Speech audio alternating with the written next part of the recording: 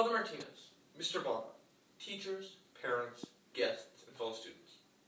As I've thought about this opportunity to speak in front of you, I keep coming back to Men for Others. I've had a rich experience at St. John's, and Men for Others has been one of the most meaningful parts of it. As I procrastinated, sorry Mom and Dad, carefully wrote my college essays, I had lots of time to reflect on it. Fortunately, we're all done writing college essays. But I know that long after we've left St. John's, Men for Others will stay with me and with all of us. In my 6 years here at St. John's, 2 in the academy and 4 at the high school, I've had the chance to develop as a Men for Others and to watch my classmates do the same. We've come a long way, and the things that we've learned will allow us to keep growing. When I came to the academy in 7th grade, I became part of the group that was somewhat fondly and somewhat derisively known as the Academites.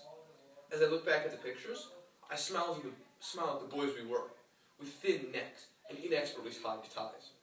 Then, being a Man for Others meant 2 things: holding a door for someone with their hands full, and not getting crushed underfoot by seniors. As an 8th grader, being a Man for Others meant helping out someone in need. Unfortunately, it wasn't a big enough influence in our class to make anyone stop and save John Banu after his canoeing partner marooned him in the middle of the Maumee River. Hopefully, if we got a chance to take that trip again, someone would stop and save him. But John, I'd still wear a life preserver, just in case. As a freshman, Men for Others began to take on real meaning, but it was a type of action, not a way of life.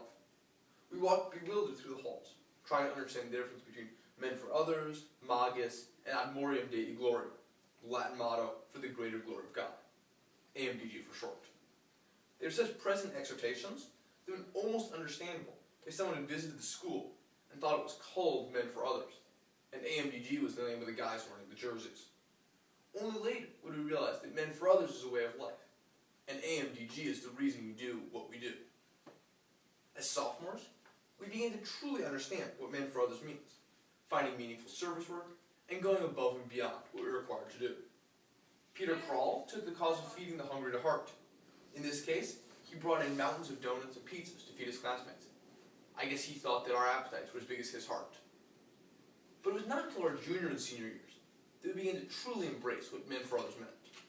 As juniors and seniors, we were ready to take the mantle of leadership and service.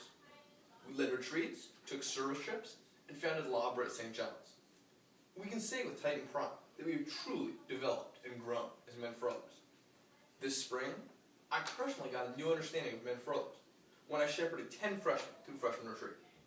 I spent the night sleeping with one eye open to make sure they didn't create mischief, and the days keeping them away from the snacks. We're not done developing as Men for Others. As we look forward to continuing our lives inside of St. John's, we will build on our commitment to serving others.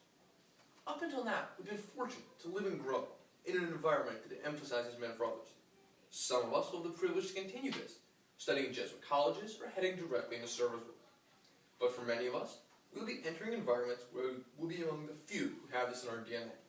In fact, we may be the only ones in our new homes to even heard of Men for Others. As Titans, it is our responsibility and our privilege to live Men for Others as we head into the wider world. What we have learned here will inspire us to remain true to the men we've become while at St. John's. We will go forward now to serve and to give of ourselves. And while there's no guarantee that we'll be Men for Others for the rest of our life, as I look around this room, I think the odds are in our favor.